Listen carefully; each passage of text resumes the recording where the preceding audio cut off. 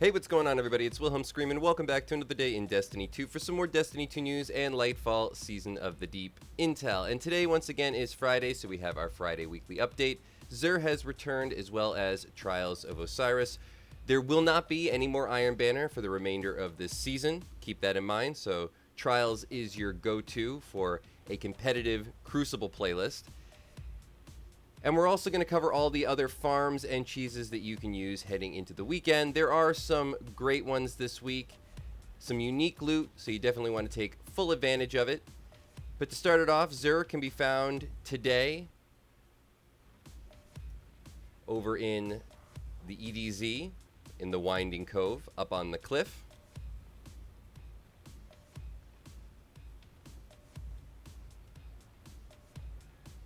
And is selling.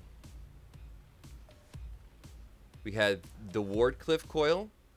Haven't used it in a while, but this is sort of a unique exotic, as for some reason certain bosses in the game will be coded not as bosses but actually as vehicles, and when they are, this is your go-to because just the amount of ammo that is fired in each volley of Wardcliff coil is pretty amazing when it's not shooting a boss, when it's actually just shooting a vehicle. Now, of course, that really revolves around the specific boss that you're fighting, and they did fix a few of these, but I know there's still a couple. Might want to consider picking it up, as you never know when this will actually help you break the game just a little bit.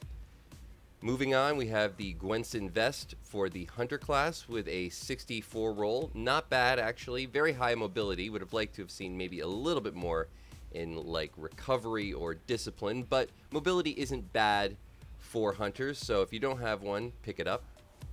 We have the Kefir's Horn for the Titan class with a 66 roll. The mobility is completely lost on this particular roll. Very high stat roll nonetheless. Consider picking it up, though not the best distribution, only if you don't have it. And then we have the Winter's Guile with a 67 roll, very, very high. Strength kind of lost on it. Overall, a pretty even stat distribution, though not what I would look for specifically with this exotic, but still a very high roll, and it is a very good exotic, as this is one of those exotics that can break the game a lot when paired with the right kind of build and when you're in the right kind of activity. Has also been known to be disabled a couple of times in the past. Moving on to legendary weapons, we have a Grid Skipper with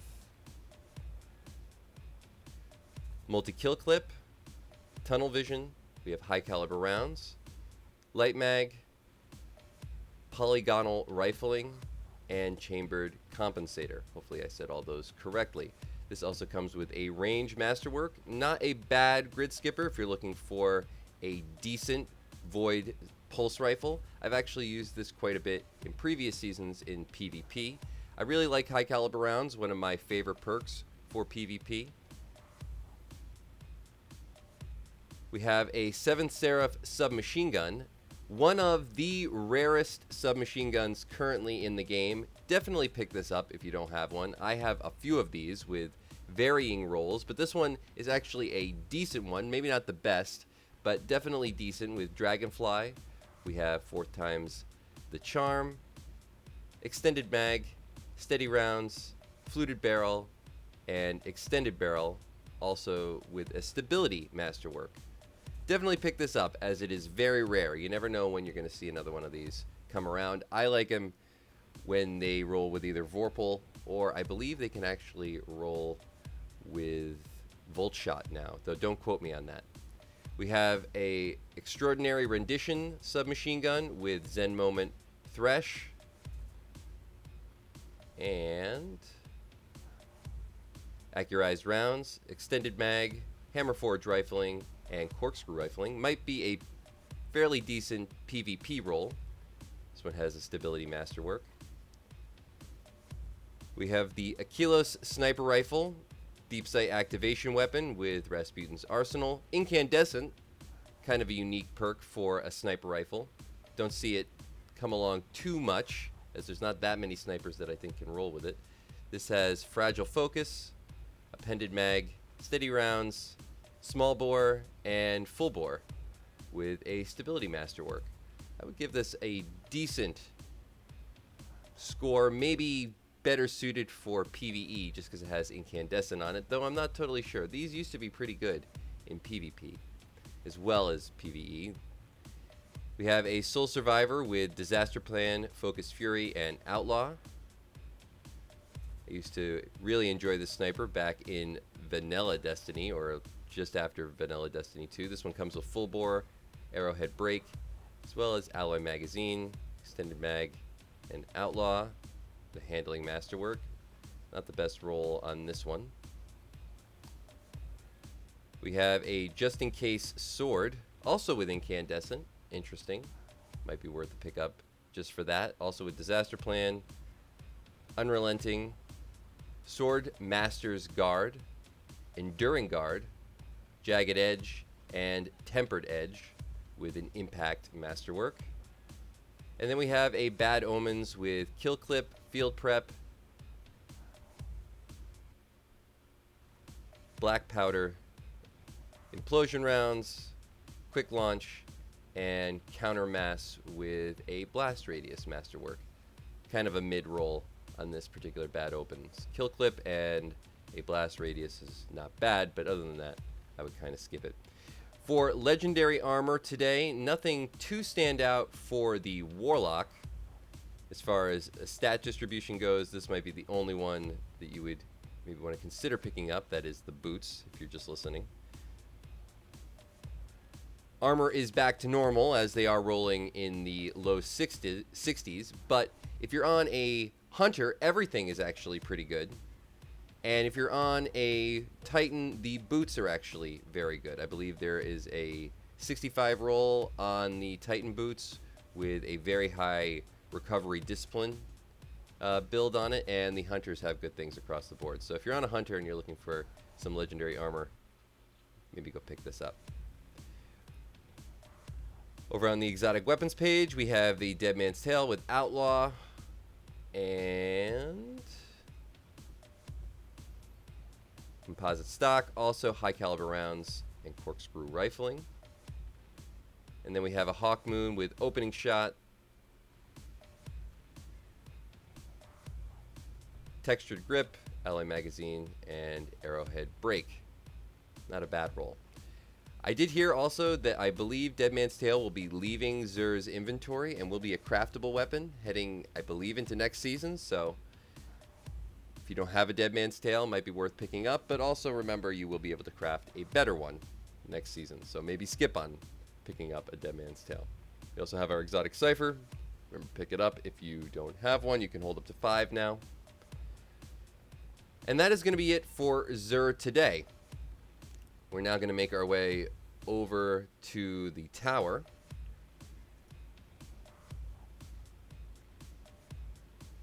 See what Saint 14 as well as Banshee 44 are selling. I currently don't know what the trials map is for this week, but it will be posted in the top comment down below, so refer to that. We will, of course, cover the loot. And on our way to the tower,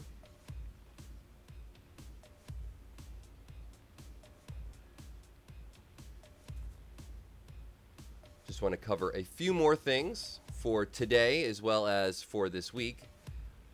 Today's legendary lost sector is the K1 Revelation, and it is awarding exotic leg armor. So if you're looking for some Star Eater scales on the Hunter class, which are probably the best PvE DPS meta currently in the game for the Hunters, go pick those up. If you're looking for some Swarmer boots, you're on a Warlock, today's a good day. And if you've been storing exotic Ingrams in your Postmaster like I say to do all the time, then today's a day to get your exotic boots if that's something you're looking for.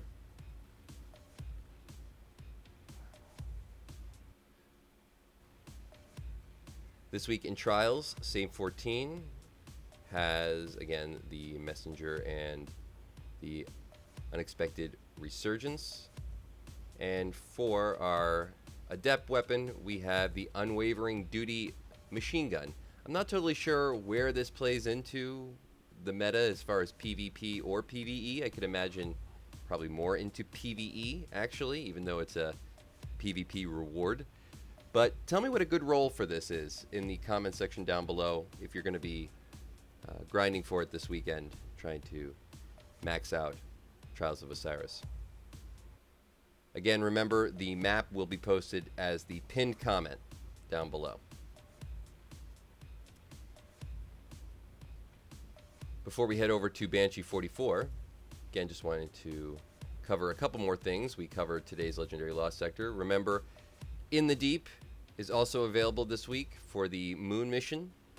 This is one of the best XP farms. It's the most passive XP farm. It could actually be done AFK for weapons XP, or you're just trying to get a little bit of extra power, a few extra ranks. You still haven't finished out your seasonal ranks or your seasonal pass. Very simple. Essentially, just go to the end of this mission. You'll see a lectern that you'll need to scan.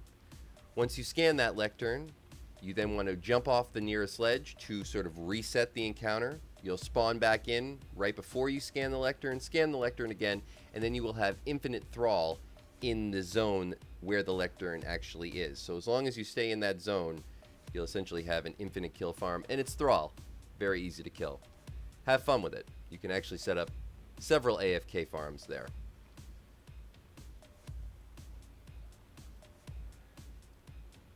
Also remember that this week's raid is the Vault of Glass. Vault of Glass is actually really easy to farm now because you can actually farm for that featured exotic, which is the Vex Mytho class. Now, I don't know how many people actually have the Vex, but certainly one that I got very early, luckily. But it's one of those ones where if you don't have it, I think you definitely want to have it. It's just kind of a unique weapon. It's sort of a trophy. So remember, so long as you can save a checkpoint, you can farm out the final boss now in Vault of Glass, as it is the featured raid this week, as many times as you want. So if you're somebody who raids quite a bit and you just don't know what to do because it is sort of the end of a season, maybe you've done Vault of Glass a lot, but you still haven't gotten the Vex, or maybe you're looking for just some good Spoils of Conquest, as some of the best Spoils of Conquest are available in the Vault of Glass for the Templar encounter. These, of course, are farms that you need to do in a group, but they're super quick, some good loot all around, Spoils of Conquest, as well as a Vex, if you can farm out that last encounter. So just reminding everybody, if you don't know what to do this weekend, maybe head into the Vault of Glass. I mean, it is the greatest raid ever, right? Let me know what you think is the best raid ever in Destiny. Destiny 1 or Destiny 2 in the comment section down below, as we will be getting a returning raid next season. I'm not sure which one it's going to be. I've heard it is not Wrath of the Machine, though.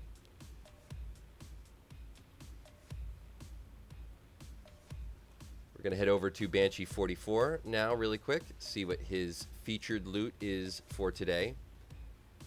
Remember that Banshee 44's featured loot will stay the same until tomorrow's reset, but the rolls on that loot will change 7 hours after the reset. So wherever the time is 7 hours after your reset time for today, the rolls on these weapons, the featured weapons, will change. The weapons will remain the same, but the rolls will change, and then the weapons will again rotate tomorrow at the actual reset. But today we have a Firefight with Extrovert, Focus Fury, and Hipfire Grip. This is another deep sight activation weapon.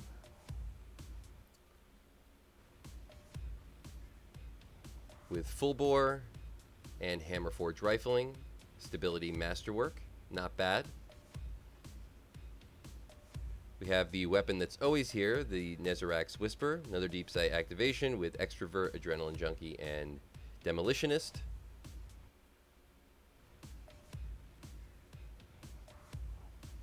Not the halves that we're looking for. We're always looking for the Tempered Trust Rod haft.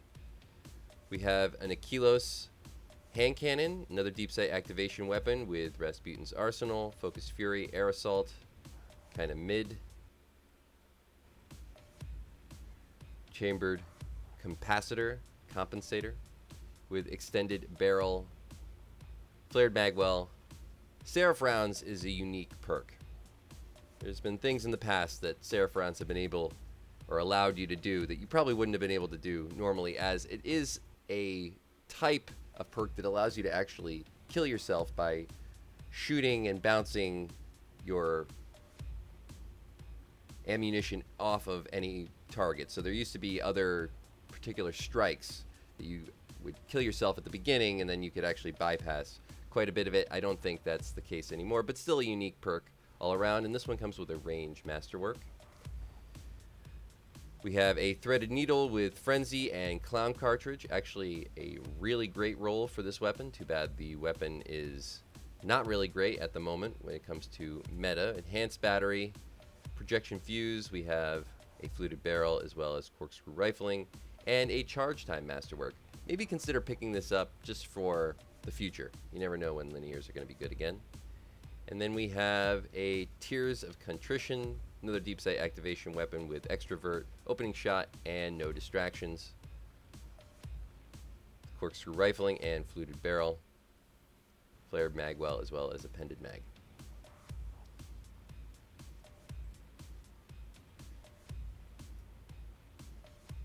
This is the only thing I would consider maybe picking up, this sidearm from the weapons, the weekly weapons from Banshee 44. Remember, all of these will rotate at Tuesday's reset, so if you're looking for any of them, just do it before then.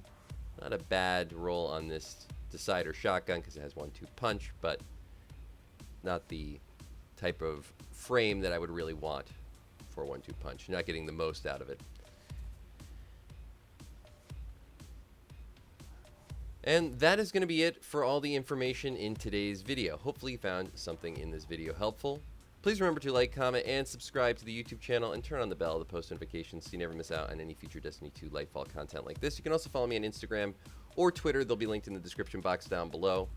Remember, any of those things also enter you into any future giveaways on this YouTube channel, and I do one every 1,000 subscribers, so you never want to miss out. We're also doing another giveaway when we reach 1,000 followers on Instagram, and when we reach 100,000 subscribers on the YouTube channel, we will be giving away an Xbox Series X. And if you've watched till this point in the video, you can leave a hashtag XUR or a hashtag Season 22, because that's right around the corner, or a hashtag Season of the Deep, or a hashtag Lightfall in the comment section down below. I'll give you another entry into the next giveaway for this video. And remember, I do a secret hashtag on all videos, so if you haven't done this on a previous piece of content on this channel, you can always go back, check out another video, and of course do it again. Or if you leave a comment saying what is your favorite raid in the comment section, that'll also count. So any of those things I will accept. And of course, once more, I'm Wilhelm Scream. Hope everyone has a great weekend, and of course we will see you next time.